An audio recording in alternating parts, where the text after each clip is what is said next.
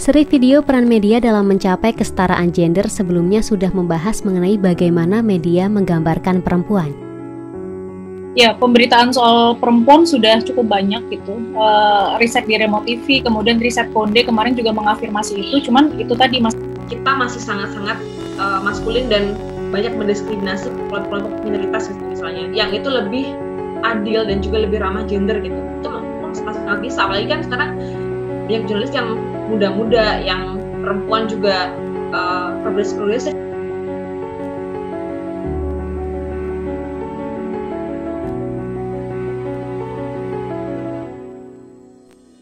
Namun, selain memperhatikan bagaimana perempuan diberitakan oleh media, penting pula untuk menyorot perempuan-perempuan di media yang dapat menjelaskan mengapa pemberitaan yang tidak sensitif gender bisa terjadi.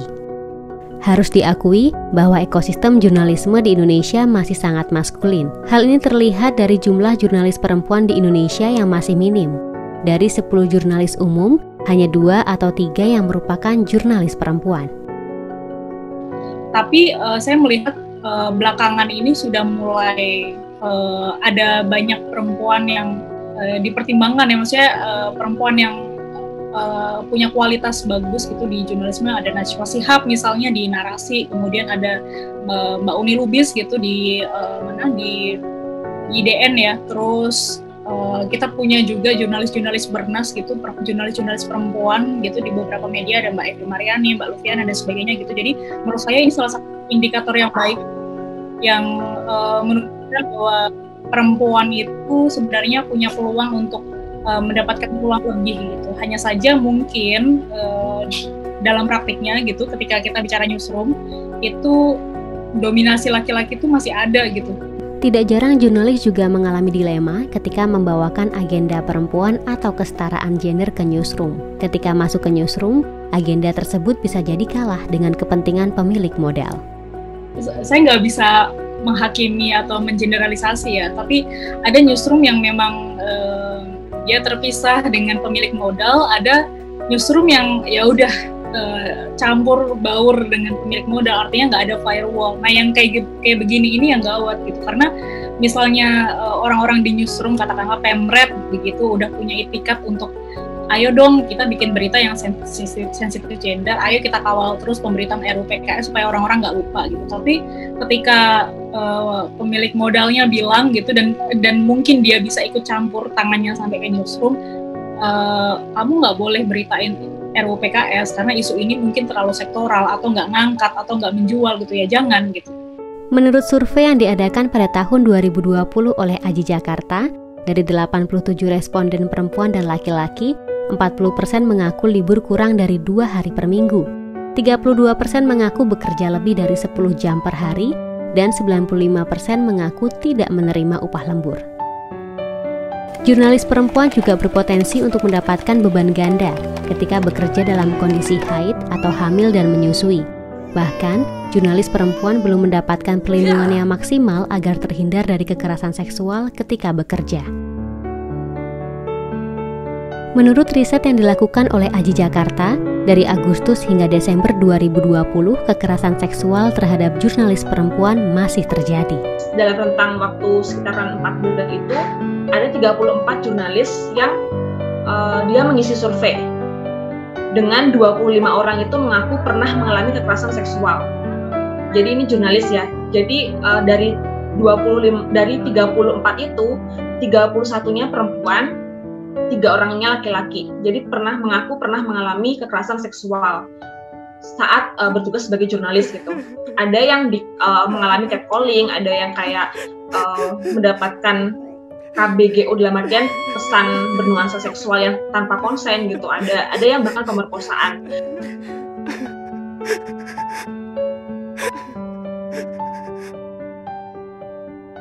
Lebih lengkapnya, cuman aku ingin menggambarkan bahwa pelakunya itu juga berasal dari lingkungan media dan juga bahkan pejabat publik, ada juga politisi dan sebagainya itu ada. Jadi jurnalis ketika di kondisi yang sangat menurutku tanda kutip tidak manusiawi ya, karena udah kita jam kerjanya tuh panjang, terus juga lembur upahnya tuh nggak ada, upah lembur tuh nggak ada gitu dalam jurnalis.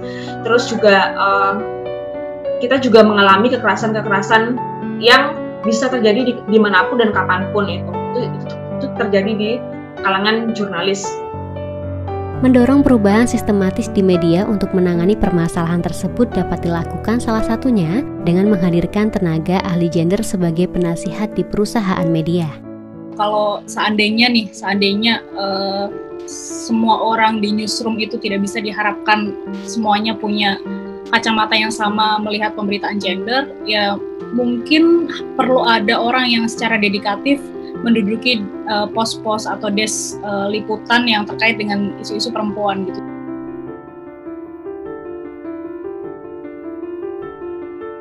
Kayak misalnya Mbak Evi Mariani di Jakarta Post itu kan dia memang spesialis isu-isu perempuan ya. Jadi kalau teman-teman baca liputannya itu pasti kalau nggak soal kekerasan perempuan, soal ketimpangan gender, soal domestifikasi perempuan, pasti hal-hal semacam itu. Nah mungkin seandainya ada 2, 3 dan banyak Evi Mariani di setiap media aja, itu pasti sudah sangat membantu gitu. Adanya bidang khusus urusan gender atau ahli gender merupakan salah satu hal yang perlu dilakukan oleh perusahaan media sebagaimana ditetapkan dalam Gender Sensitive Indicators for Media atau GSIM yang dikeluarkan oleh UNESCO.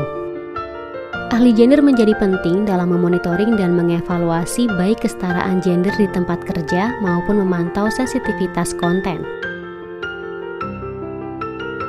Selain itu, GSIM juga menekankan pentingnya proporsi yang sama antara perempuan dan laki-laki dalam posisi-posisi pengambilan keputusan dengan mendorong kebijakan-kebijakan affirmative action baik dalam perusahaan media, organisasi atau asosiasi jurnalis, maupun badan regulator media seperti Dewan Pers yang nampaknya belum mempraktikkan prinsip ini.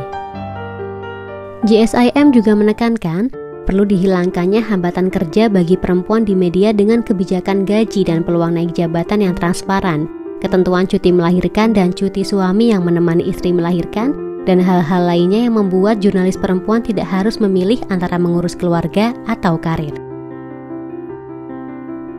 Jumlah jurnalis perempuan di sebuah redaksi di media-media nasional dan juga di daerah itu sekitar 10 jurnalis pria itu hanya ada 2-3 jurnalis perempuan. Itu yang terjadi tahun 2012.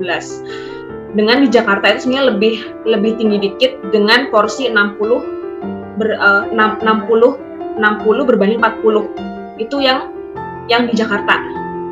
Jadi di Jakarta mungkin memang lebih banyak dibandingkan daerah-daerah lainnya gitu. Cuman kalau di daerah-daerah memang sangat sedikit karena perempuan lagi-lagi ketika misalnya dia menikah terus juga dia mempunyai anak kan dia menghadapi katakanlah rintangan karena gendernya kan, misalnya kayak dia hamil terus juga menyusui terus kemudian dia bisa aja tidak melanjutkan karirnya di jurnalistik itu karena medannya memang berat gitu jurnalistik. Selain GSIM, AJI Jakarta juga sedang menyiapkan panduan penanganan kasus kekerasan seksual yang diharapkan tahun ini bisa diloloskan ke Dewan Pers dan AJI Nasional dan akan berlaku di 40 AJI kota di seluruh Indonesia.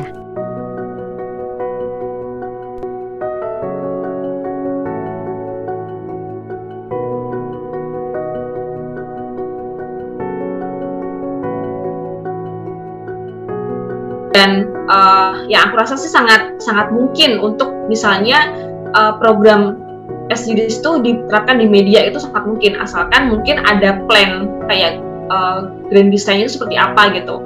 Misalnya kayak apa aja yang mau dikembangkan. Tadi kan misalnya ada indeks atau ada indikator misalnya kayak jumlah perempuan di redaksi atau pengambil keputusan di pemimpin organisasi misalnya. Terus juga soal ramah gender di media penulisan. Nah, pada akhirnya, dorongan dari luar untuk merubah sistem media di Indonesia akan menjadi sia-sia jika perusahaan media dan organisasi jurnalis lainnya sebagai pemain utama hanya angkat tangan dan saling menunggu siapa yang lebih dahulu melakukan perombakan. Yang pertama itu ya, saya ingin kerja-kerja jurnalisme itu jadi kerja-kerja yang tidak maskulin tapi egaliter baik antara gender laki-laki, perempuan atau gender yang lainnya. Terus apalagi ya harapannya ya semakin banyak teman-teman mau laki-laki maupun perempuan atau gender lainnya yang punya kesadaran untuk bersama-sama menyadari gitu bahwa tugas-tugas begini itu tugas-tugas yang berat gitu, nggak seperti memudahkan seperti membalik telapak tangan gitu. Jadi saya sih harapannya semua wartawan punya kesadaran gitu ya. Maka dari itu, memulai perubahan dalam ekosistem media dari dalam diharapkan dapat menimbulkan efek domino bagi media atau jurnalis lainnya untuk turut mengambil peran dalam pengawalan isu kesetaraan gender.